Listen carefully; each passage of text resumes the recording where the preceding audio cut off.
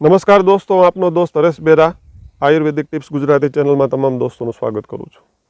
ઊંધો ગેસ એવી ખતરનાક વસ્તુ છે કે જેને થતો હોય તેને ખ્યાલ હોય. એમ થાય કે હમણાં એટેક આવી જશે.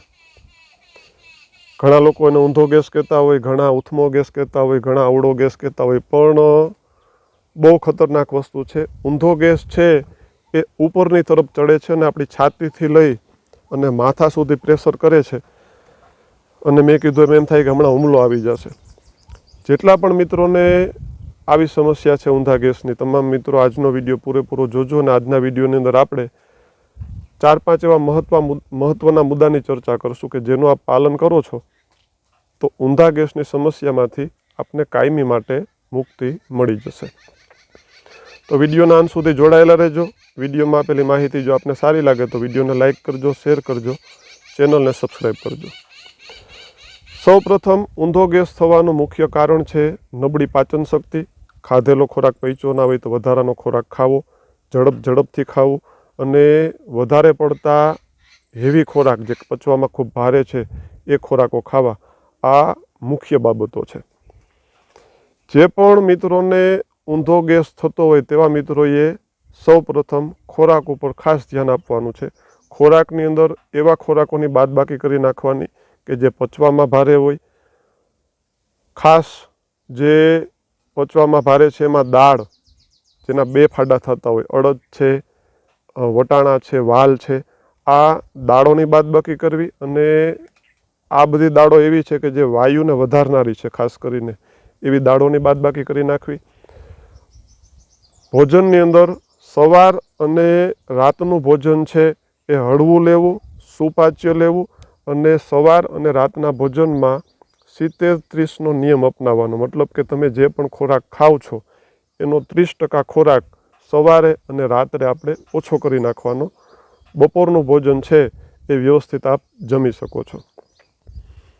પછીની બાબત કે મોટાભાગે ઊંધો ગેસ છે એ રાત્રિના સમયમાં વધારે જોવા મળતો હોય છે.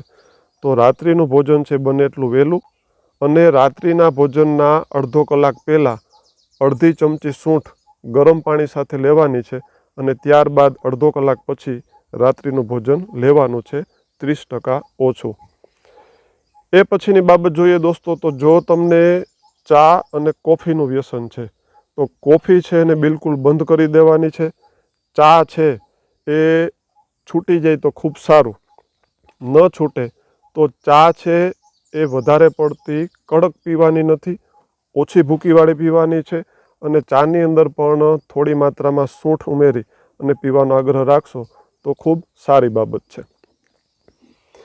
ત્યારબાદ આપણે શક્ય હોય અને યોગમાં જો આપની રુચિ હોય તો અડધોથી પોણો કલાક દરરોજ કપાલભાતિની પ્રેક્ટિસ આપ કરો છો તો પાચન શક્તિ ખૂબ સારી થાય છે અને ઊંધા ગેસમાં ખૂબ સારા પરિણામો જોવા મળે છે. દવાની વાત કરીએ દોસ્તો, તો ઊંધા ગેસની અંદર આપણે વાત કરીએ એમ કે પાચન શક્તિ નબળી હોય એ લોકોને ખાસ આ સમસ્યા જોવા મળે છે. તો ચિત્રકાદી વટીનું ખૂબ સારું પરિણામ છે. ભોજનના અડધો કલાક પછી સવાર સાંજ 1-1 કે 2-2 ગોળી ચિત્રકાદી વટી આપ સેવન કરો છો તો ખૂબ ફાયદો જોવા મળે છે.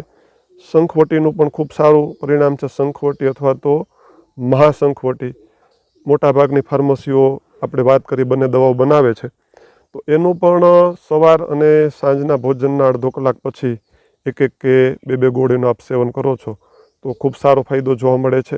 અને જે પણ મિત્રોને ઊંધા ગેસની સમસ્યા છે તેવા તમામ મિત્રો રાત્રિના ભોજન બાદ તરત જ પથારીમાં આડા પડવાને બદલે થોડું વોકિંગ કરે છે તો એને ખૂબ ફાયદો જોવા મળે છે. એટલે દોસ્તો, ઊંધા ગેસની આપને સમસ્યા છે અને એટલી બાબતોનું જો આપ ધ્યાન રાખો છો તો આપને ખૂબ ફાયદો જોવા મળશે. અને નિયમિત અગાઉ જણાવેલી તમામ બાબતોને જો આપ પકડી રાખશો તો ઊંધા ગેસની સમસ્યામાંથી આપને કાયમી માટે મુક્તિ મળી જશે. દોસ્તો, માહિતી સારી લાગી હોય તો વિડીયોને લાઇક કરજો, શેર કરજો, ચેનલને સબસ્ક્રાઈબ કરજો.